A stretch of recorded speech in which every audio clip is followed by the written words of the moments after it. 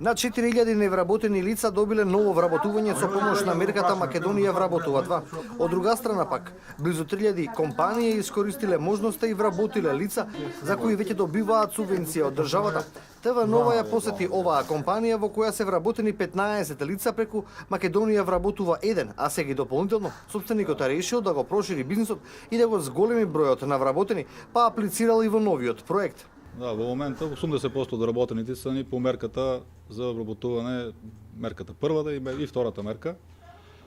И тоа сме стартирали со почетока на првата мерка. Колку е на број тоа?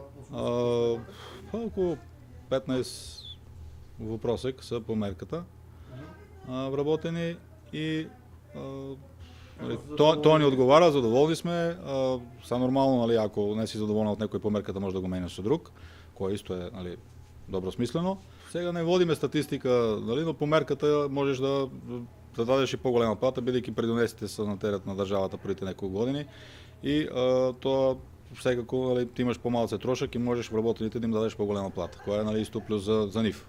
Па соответно и за фирмата, пошто вака се позаинтересирани. Сузана Милановиќ е една од ново вработените во оваа фирма. Предходно била без работа неколку месеци. Сега е задоволна бидејќи работната средина и условите за работа ја одговараат. А вели, и платата редовно ја добива. Активни баратели, значи пријавени ко активни баратели на работа, секој месец да се пријавуваат, со тоа што го исполнуваат условот за веднаш да може да се вработат. Може да се каже дека е еден од подобрите газди. Условите за работа добри? Одлични се условите за работа. Инаку во оваа компанија дури 80% од вработените се преку проектот Македонија вработува. Фирмата се занимава со дистрибуција на пратки или брза пошта.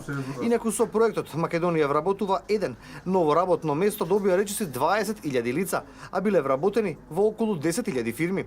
Овие проекти според надлежните се наменети пред се кон поддршка на домашното стопанство и представува значително олеснување и финансиска подкрепа за фирмите, но и шанса за најранливите категории невработените лица за нов почеток и подобар стандард.